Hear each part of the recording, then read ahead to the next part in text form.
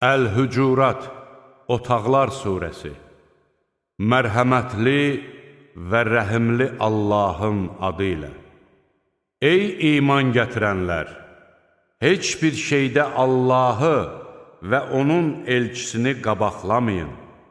Allahdan qorxun. Həqiqətən Allah eşidəndir, biləndir. Ey iman gətirənlər! Səsinizi Peyğəmbərin səsindən yüksəyə qaldırmayın və bir-birinizə müraciət etdiyiniz kimi ona da uca səslə müraciət etməyin. Yoxsa özünüz də hiss etmədən əməlləriniz hədər gedər.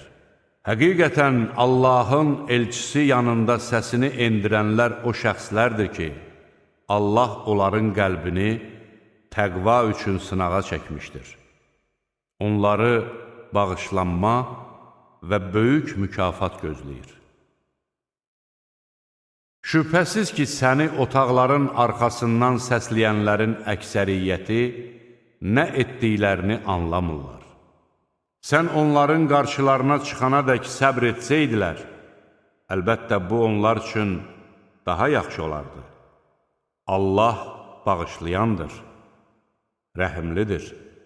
Ey iman gətirənlər! Əgər bir fasik sizə bir xəbər gətirsə, onu araşdırın. Yoxsa bilmədən bir qövmə pislik edər, sonra da bunun peşmançılığını çəkərsiniz. Bilin ki, Allahın elçisi aranızdadır. Əgər o bir çox işlərdə sizə güzəştə getsəydi, çətinliyə düşərdiniz. Lakin Allah sizə imanı sevdirmiş, onu qəlbinizə gözəl göstərmiş, sizdə küfrə, günaha və asi olmağa qarşı nifrət oyatmışdır. Doğru yolda olanlar da bunlardır. Bunlar Allahın lütfü və neməti sayəsindədir.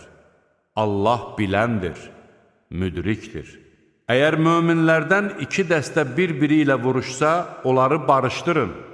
Əgər onlardan biri digərinə qarşı təcavüz etsə, təcavüzkar dəstə ilə o, Allahın əmrini yerinə yetirməyə qayıdanədək vuruşun.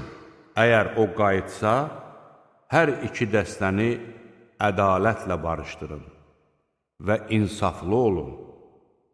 Sözsüz ki, Allah insaflıları sevir.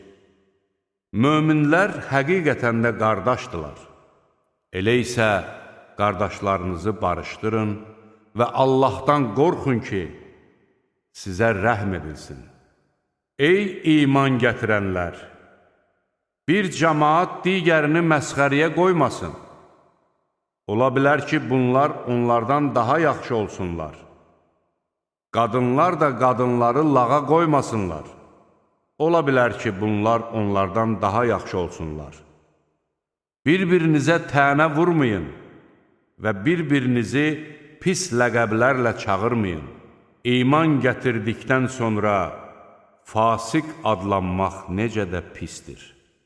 Məhz tövbə etməyənlər zalimlardır. Ey iman gətirənlər! Zənnə çox qapılmayın. Çünki zənn edilənlərin bir qismi günahdır.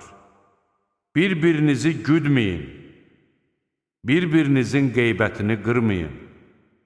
Sizdən biriniz ölmüş qardaşının ətini yemək istəyərmi? Siz ki, bundan iyrənirsiniz. Allahdan qorxun.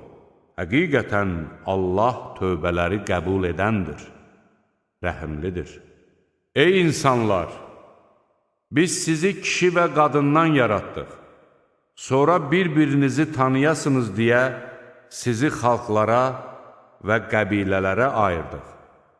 Şübhəsiz ki, Allah yanında ən hörmətli olanınız, ondan ən çox qorxanınızdır.